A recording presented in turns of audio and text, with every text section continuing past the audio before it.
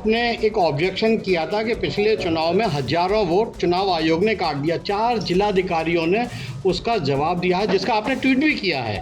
मुझे खुशी है इस बात की कि हमसे हटकर के लड़ाई अब चुनाव आयोग और डीएम्स के बीच में हो गई है, क्योंकि अभी तक तो चुनाव आयोग ये कह रहा था कि उन्हें कोई सूची नहीं मिली है और डीएम लोग ये कह रहे हैं कि उन्हें सूची मिल गई। तो ये झगड़ा वो हमारा नहीं है, ये झगड़ा है इलेक्शन कमीशन और जिलाधिकारियों को तय करना है कि जो 18,000 वोट की हम लोगों ने सूची दी थी उसमें कितने सही कितने गलत हैं। अभी तो डीएम रिपोर्ट लगाएंगे और इलेक्शन कमीशन तय करेगा। सर, आप बिहार में कब कैंपेन के लिए जा रहे हैं? बहुत जल्दी बिहार के लोग बुलाएंगे तो बिहार जाएंगे। सर वोट चोर और गद्दी छोड़, ये नारा कब तक चलेगा और क्या इसका आगे जाके आप लोगों को लाभ मिलेगा? वोट चोर गद्दी छोड़, उससे ऊपर नारा समाज ने दिया कि डकैती छोड़ दें ये लोग, भारतीय जनता पार्टी डकैती छोड़ दें। आप सब जागरूक पत्रकार हैं, रामपुर का चुनाव आपने देखा होगा, एक भी व्यक्ति को बाहर वोट डालने नहीं निकलने दिया। आप सोचिए कुदरती का बाई इलेक्शन जहां पड़ने वाला वोट लगभग 80% वोट बीजेपी को मिला। उदाहरण के लिए अगर 10 लोग घर से निकले वोट डालने के लिए तो 8 बीजेपी को डाला है। 100 निकले अगर तो 80 वोट बीजेपी को डाला है। पड़ने वाला वोट 77% डाल लिया बीजेपी ने।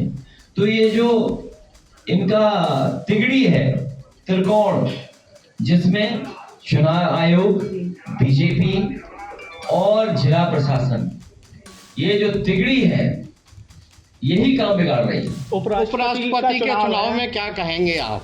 उपराष्ट्रपति का चुनाव होने जा रहा है। हम लोग तो इंतजार कर रहे थे कि जो उपराष्ट्रपति थे वो कभी चाय पिला देते हम लोग।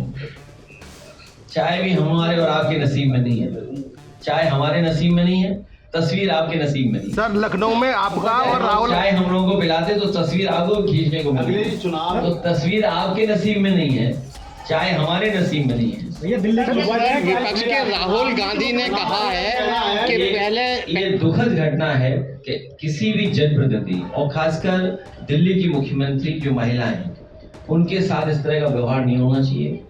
और कोई भी मुख्यमंत्री हो, कोई भी जनप्रतिनिधि हो, इस तरह का उसके साथ व्यवहार नहीं होना चाहिए। निंदनीय है। जिसने भी किया है, इश्यूज होते हैं, इश्यूज पे बात की जाती है। सुनने में आया कि he was a dog lover. अब ठीक है, जानवर के प्रति भी प्रेम होना चाहिए, ये उसका तरीका हो सकता है, उसके तरीके के लिए आवाज उठाई जा सकती है। हम लोग भी उस पक्ष में हैं कि जानवरों के प्रति भी प्रेम होना चाहिए सरकार का।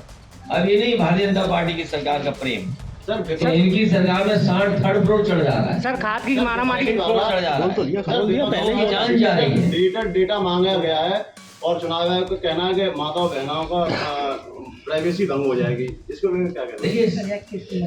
देखिए, भारतीय जनता पार्टी जो कहेगी वो इलेक्शन कमीशन करेगा। उन्हें डर है कि बाई इलेक्शन में जिस तरीके से पुलिस ने प्राइवेट ड्रेस में वोट डाला है वो जानकारी जनता को मिल जाएगी, वो आइडेंटिफाई हो जाएंगे लोग कि वोट किसने डाला। सर, राहुल इसीलिए रिकॉर्डिंग नहीं मिल रही। और आपने तो पंजाब और चंडीगढ़ का चुनाव देखा होगा, कैमरे से तो पकड़े गए थे। सर, यूपी में मजार और मंदिर की बात चलती है, राजनीति तो गड़बड़ा रही है। इस बार ये जो हमारे समाज की एकता है, जो ताना बाना है समाज का हमारा, और हम सदियों से साथ रहे हैं, कोई आज के नहीं हम लोग एक साथ रहने वाले।